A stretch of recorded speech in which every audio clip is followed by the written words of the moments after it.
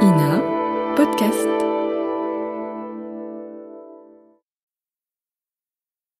La radiodiffusion télévision française présente Les aventures de Tintin d'après Hergé, feuilleton de Nicole Strauss et Jacques Langeais, musique originale de Vincent Vial, réalisation Jean-Jacques Vierne. Ce soir, les 7 boules de cristal, 12e épisode. Au cours d'une nuit dramatique passée dans la demeure du professeur Bergamote, des prédictions touchant le sort de ceux qui ont violé les sépultures incas se sont réalisées, le professeur Bergamote étant lui-même frappé de léthargie. Dans la matinée, Tintin et le capitaine Haddock constatent la disparition de Tournesol, leur ami. En le cherchant dans le parc, ils découvrent sur un arbre la trace sanglante d'une main. Tintin met aussitôt Milou sur la piste, qui les conduit à un petit pavillon de chasse en bordure de la propriété de Bergamote. Au moment où ils approchent, on tire sur eux du pavillon. Mais Tintin, rusé comme un sioux, réussit à désarmer un bandit invisible. Haddock et le jeune reporter enfoncent la porte. Le pavillon est vide, mais par la fenêtre ouverte, on entend démarrer une puissante voiture. Trop tard, les bandits se sont échappés. Tintin et Haddock préviennent aussitôt l'inspecteur-chef Chaubet, qui alerte les postes de police de la région. Mais allô, oui. Chaubet, oui. Ah, c'est vous, chef. Bien. Vous me tenez au courant? Bon. Voilà, c'est fait. Il y a des barrages de gendarmerie sur toutes les routes de la région. Ils ne peuvent plus nous échapper. Au moment où l'inspecteur-chef prononce ces mots, une grosse voiture fonce vers Chavannes.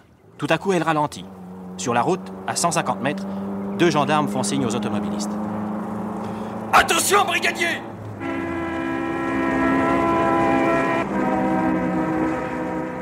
Oh, les canards! Le téléphone, là!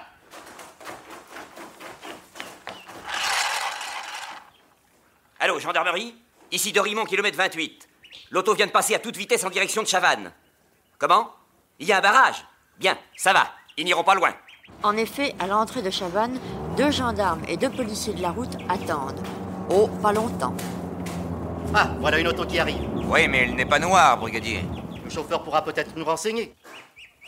Vous n'avez pas vu une conduite intérieure noire sur la route? Une conduite intérieure noire? Ah non. Non, j'ai rien vu. Bon, c'est bien, vous pouvez partir.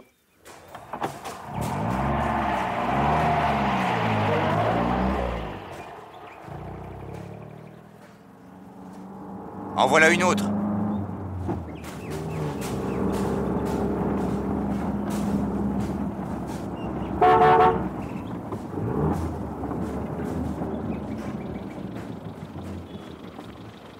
Vous n'avez pas vu une Olympia 38, conduite intérieure noire? Olympia 38 noir? Ah non, brigadier, je ne me souviens pas vraiment. Bon, c'est bien, allez. Merci, brigadier.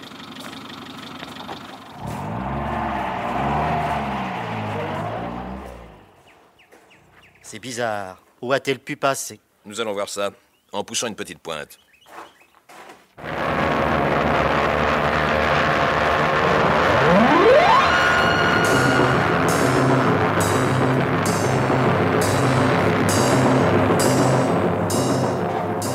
Et les 2 policiers lancent leur moto en trombe sur la route.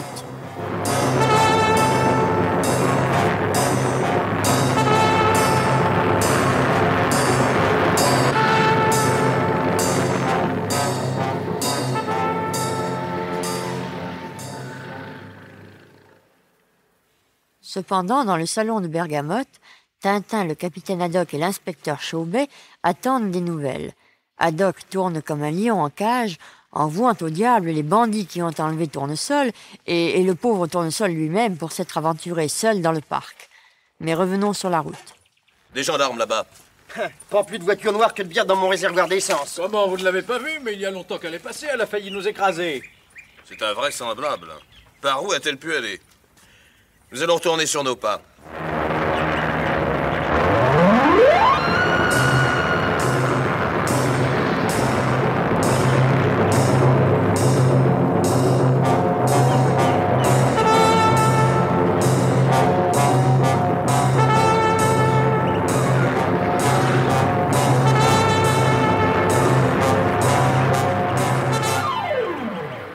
Un paysan!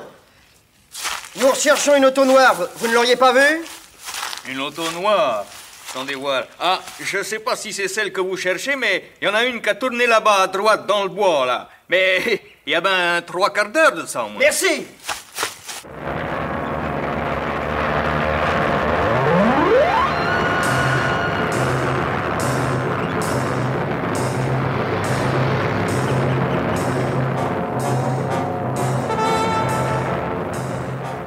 Le petit bois au bord de la route. Là-bas, à 500 mètres, les policiers poussent leur moto à fond.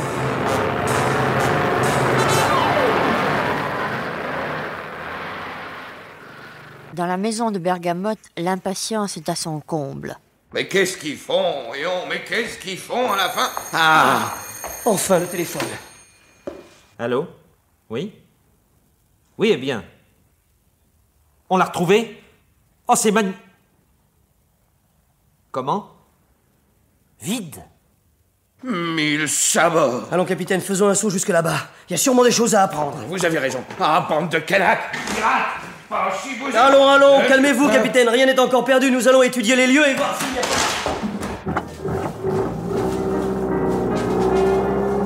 Et Haddock va sortir sa voiture du garage, un mécanicien ayant entre-temps réparé ses 2 pneus éclatés. Il se met au volant et appuie à fond sur l'accélérateur. Tintin, à côté de lui, réfléchit. Milou aussi, d'ailleurs. Haddock, lui, ne cesse d'exprimer sa colère en ronchonnant dans sa barbe noire.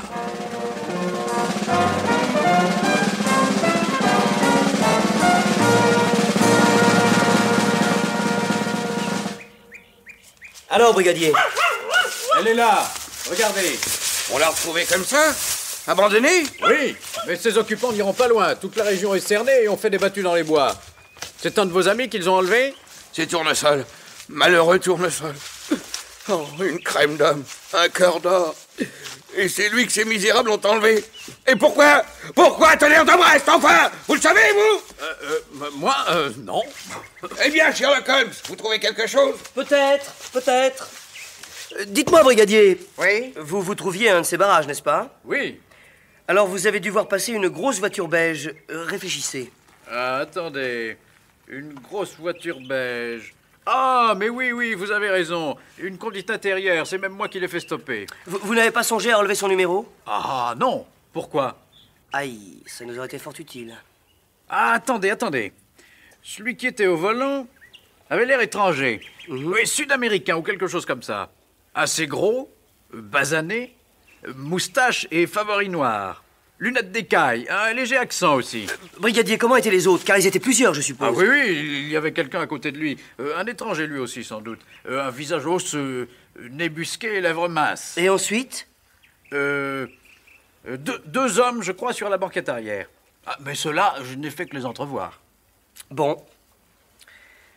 Eh bien, on peut arrêter les battues. Inutile d'insister, les bandits sont déjà loin. Quoi? Mais comment savez-vous tout ça? Comment je le sais? Tenez, regardez ces traces ici. Bah, qu'est-ce qu'elles ont de... Ce sont des pneus d'Olympia qui les ont laissés. Mais celles-ci à côté sont très différentes. Ce sont des empreintes de pneus Dunlop, je crois. Les pneus de l'autre voiture qui a attendu l'Olympia. Oh, mais c'est juste 1000 sabords. Mais comment avez-vous deviné que cette voiture était beige? C'est bien simple, regardez là. Contre cet arbre? Oui, voyez, des traces de couleur beige. Le chemin est étroit. En manœuvrant une des ailes de la voiture a éraflé l'arbre, il laissant des traces de peinture. Oh, les bandits! Ainsi, ils ont changé de voiture. Venez, nous n'avons plus rien à faire ici. Nous allons immédiatement communiquer tout cela à la police. Peut-être pourra-t-on les arrêter plus loin. Souhaitons-le, mais les bandits paraissent particulièrement adroits. Ce ne sont pas des débutants. Et nos amis ont en face d'eux des adversaires de taille. Qui l'emportera?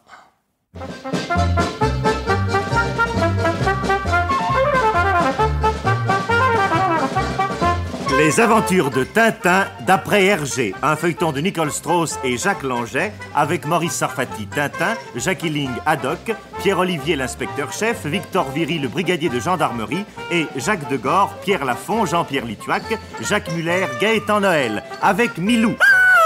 Prise de son, Albert Laracine. Bruitage et effets sonores, Joël Noël. Assistante, Michel Pietri. Musique originale de Vincent Vial. Réalisation, Jean-Jacques Vierne.